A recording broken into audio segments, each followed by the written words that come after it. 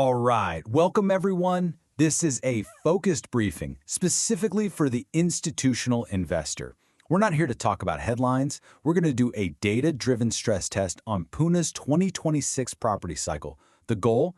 To find out exactly where the capital and the velocity is actually concentrating. So, here's how we're going to break this down. Think of it like an investment funnel. We'll start big, with the macro market shift. Then, we'll drill down into the catalysts and the key demand drivers. After that, we'll stress test for risks, and this is crucial. And finally, we'll end with a clear, actionable verdict on where you should be looking to deploy capital. Okay, first things first. We have a puzzle to solve here. It's really the central question for the Pune market right now. How is it possible that transaction volumes are actually slowing down, but the underlying property values are holding incredibly firm? What's going on? And this slide right here tells the story. Look at this divergence. Property registrations are down 17%, but stamp duty collections, they're only down 5%. That huge gap between those two numbers, we're calling it the premiumization gap. And honestly, it's the single most important signal in the market today. It tells us one thing, loud and clear. People are buying fewer properties, but the properties they are buying are way, way more expensive. We're talking about a massive shift to premium real estate. So, what do we call this? Well, there's a name for it. Value migration. And let me be clear, this isn't just some temporary trend. This is a fundamental structural shift in the market. Capital isn't being spread out thinly across the city anymore, just chasing affordability. No, it's now aggressively, and I mean aggressively, concentrating in very specific, defensible pockets of value. This image really nails the concept. The old playbook of just buying in a generic suburb and hoping the whole market lifts your boat? That's over. Investors are officially abandoning that passive strategy. Now, they're actively chasing infrastructure resilience and places with guaranteed economic anchors. This, right here, is where the real alpha is. Okay, so what's causing this value migration? What's the main driver? Well, it's simple, really. It's the actual, tangible delivery of big, high-impact infrastructure projects that have been promised for years. And the number one catalyst, the big one, is Metro Line 3. Look, this is so much more than just a line on a map. It's a direct solution to a huge economic problem. You've got over 400,000 IT professionals whose commute is about to be slashed from 90 minutes down to just 40. That's a game changer, and it's fundamentally repricing the entire Hinjewadi corridor as we speak. Driver number 2 is what we're calling the peripheral unlock, and this is all thanks to the new ring road network. Here's the key. Land acquisition is pretty much done. We're talking 98 to 99% complete. That means the execution risk is gone.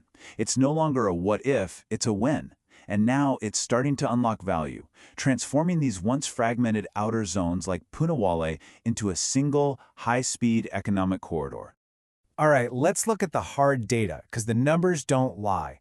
Just look at this table. The price movement in these infrastructure zones is incredible. We're seeing 15 to 18% growth in the Ring Road corridor, 14 to 16% along the Metro line. I mean, these are all crushing the citywide average, which is already a very strong 11.8%. This is what we mean by the infrastructure premium, right here in black and white. So we've established the why. It's all about infrastructure. Now for the big question, the where. Let's pinpoint the exact micro markets that are actually capturing this massive, concentrated flow of capital. First up, pocket number 1, the West IT Belt. This area is an absolute giant, commanding almost 40% of all sales in Pune. But the really crucial point isn't just the volume, it's the shift in what people are buying. They're turning away from standalone buildings and are flocking to these huge, integrated townships. Why? Because these places are basically self-governing ecosystems. They insulate you from failures in municipal services, which is a key risk we're definitely going to circle back to later. Next, let's talk about pocket number 2, the Kharadi corridor. I mean, the evolution here has been just dramatic. Forget the old idea of Kharadi as some affordable outskirts. It's now a premium corporate hub, period. The entire type of property being built has shifted. We're now seeing these larger, amenity-packed projects aimed squarely at senior executives and high-value NRI investors. And our third pocket is the central luxury zone of Bandar Bulawadi. Now, our verdict here is a bit different. We're calling this a value hold. Look, demand is rock solid, absolutely resilient, but the entry costs are so high and the supply is so tight, this isn't a place you go for rapid growth. This is a market for wealth preservation, not for chasing those venture capital-style returns. Okay, so who's actually buying all this premium real estate? Where's the money coming from? Let's pivot and look at the economic engine that's powering all of this, and that is the absolutely explosive growth of global capability centers, or GCCs. You have to see this. The data on this slide is just stunning. In 2025, Pune's office leasing hit an all-time high, and the GCCs, they took a whopping 55% of that entire pie. They literally doubled their footprint in 1 year. This massive commercial anchor is the #1 reason we're seeing this huge downstream shift in residential demand. And here's where it all connects. The GCC boom is bringing in a whole new type of buyer. We're talking about high-salaried, double-income households moving from much more expensive cities like Mumbai or Bengaluru, so a price that might seem high to a local, well, to this new talent pool, it looks like an incredible bargain. And that perception has completely shifted the market sweet spot. The fastest-selling properties are now squarely in that 1.5 to 2.5 crore rupee bracket. So what does this mean for you, the investor? Well, it translates directly into much better rental yields. This chart says it all.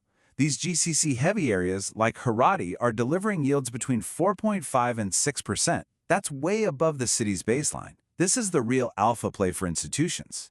You find a tech-enabled apartment near one of these hubs, and you could be looking at yields as high as 8%. Okay, but no institutional analysis is complete without a serious stress test. We have to be brutally honest about the systemic risks here. Acknowledging them is absolutely mandatory if you want to protect your capital. So let's talk red flags. First, there are over 6,300 backlogged consumer complaints with Maharera, the state's regulatory body. That's a lot. And maybe even more critical, you have these chronic day zero water shortages popping up in the newer outer zones. So how do you protect yourself? There's really only one way. You deploy capital exclusively in those big, grade A, self-contained townships that have their own water infrastructure. And here is a perfect real-world example of what we mean by a micro-risk. This bridge, the one connecting Kharadi to Keshav Nagar, it's been delayed for more than 44 months. That's almost 4 years. A delay like that literally traps residents and absolutely destroys any hope of exit liquidity for an investor. So the takeaway here is critical. Do not confuse being close on a map with actual real-world connectivity. Because of this, our verdict for Keshav Nagar is a clear and simple avoid. All right, let's bring it all together. It's time to pull all these different data points into one final synthesis. This is our consolidated, actionable verdict on how to deploy capital in Pune for 2026. Think of this table as your executive summary, your cheat sheet. It's simple. We've identified 3 aggressive buys. First, Hinjewadi Phase 2 because of that metro catalyst. Second, Punawale for its ring road access. And third, Kharadi, thanks to that unbeatable GCC anchor and its amazing yields. Then we have 2 value holds, Boehner and Wakad, which are good for specific strategies. And finally, as we just discussed, Keshav Nagar is a firm avoid because of those infrastructure nightmares. And so this brings us to our final, distilled strategy. The absolute sweet spot for a high-velocity investment in 2026 isn't about finding one single thing. No, it's found at the precise intersection of 3 key factors. You need metro or ring road proximity. You need a strong GCC office anchor nearby. And you need the risk protection that comes from being in a well-governed, gated community. So why does this all matter so much? Because the bottom line is this. The market is no longer rewarding investors for chasing cheap properties on the fringe. It is now exclusively rewarding infrastructure resilience.